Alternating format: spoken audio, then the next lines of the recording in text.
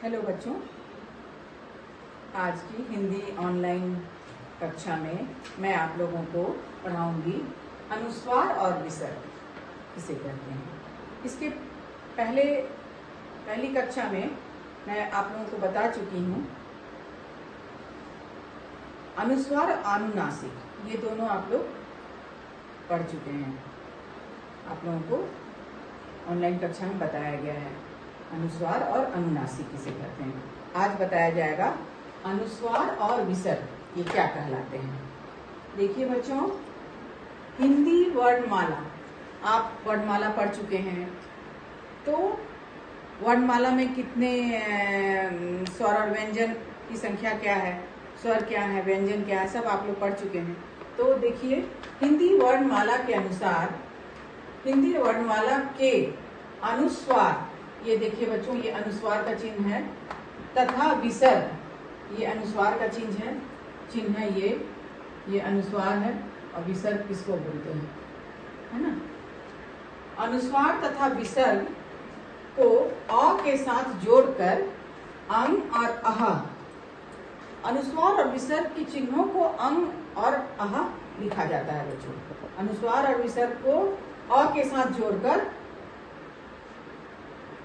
अंग और अह लिखा जाता है, और प्रायः इन्हें स्वरों के साथ रखा जाता है। प्रायः इन्हें स्वरों के साथ ही रखा जाता है, क्योंकि इनका उच्चारण स्वरों के साथ होता है। क्योंकि अंग और अह का उच्चारण स्वरों के साथ होता है। स्वर क्या है? आ ही स्वरों के साथ होता है। जैसे ग के ऊपर अनुस्वार गंगा, च के ऊपर अनुस्वार चंदा, प्रातः, प्रातः में बगल में विसर्ग चिन्ह है तो ये हो जाएगा प्रातः, अतः में विसर्ग चिन्ह अतः आदि।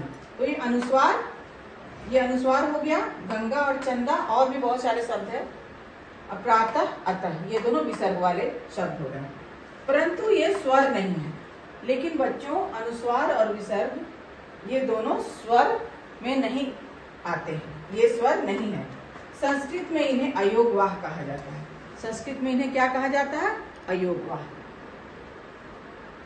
क्योंकि ये अ की सहायता से ही बोले जाते हैं। क्योंकि बच्चों, ये अनुस्वार और विसर्ग अ की सहायता से ही बोले जाते हैं, लेकिन ये स्वर के साथ नहीं है, ये स्वरों के साथ नहीं है, ये स्वर नहीं है बच्चों, लेकिन बोले जाते हैं ये अनुस्वार और विसर्ग जी। तो आप समझ गए होंगे बच्चों, अनुस्वार और विसर्ग क्या है। इन्हें अयोगवाह भी कहा जाता है संस्कृत में, और लेकिन ये स्वर नहीं है, इन्हें स्वरों के साथ नहीं रखा जाता है, ये अलग से हैं, ठीक है ना। हिंदी वर्णमाला के अनुस्वार, देखिए बच्चों, ये अनुस्वार है, ऊपर जो बिंदी रहते हैं, बिंदु, ये अनुस्वार कहलाते हैं, और विसर्ग जो होते हैं ये साइड में होते हैं, दो बिंदु। अनुस्वार तथा विसर्ग को अ के साथ जोड़कर अंग और अह, जैसे ये अनुस्वार जुटा अंग हो गया, अ के ऊपर जुटा तो, और विसर्ग जुटा अह हो गया, अंग अह लिखा जाता है। और प्रायः इन्हें स्वरों के साथ रखा जाता है, इन्हें स्वरों के साथ प्रायः रखा जाता है, क्योंकि इनका उच्चारण स्वरों के साथ होता है। जैसे गंगा, ग के ऊपर अनुस्वार गंगा, च के ऊपर अनुस्वार चंदा। विसर्ग में देखिए प्रातः, प्रात के बगल में विसर्ग चिन्ह प्रातः, अतः, अत के बगल में अतः हो गया विसर्ग चिन्ह आदि। परंतु ये स्वर नहीं है बच्चों, स्वर के साथ लिखे जाते हैं, लेकिन ये स्वर में नहीं गिने जाते, स्वर नहीं है।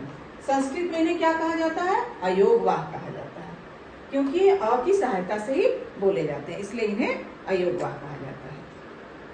तो बच्चों, आप लोगों को उम्मीद है समझ में आ गया होगा अनुस्वार और विसर्ग क्या है।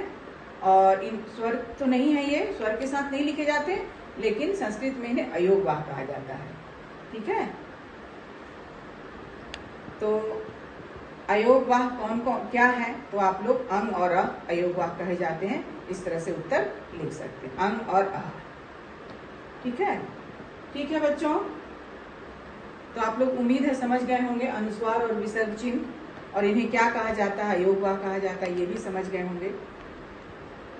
धन्यवाद बच्चों।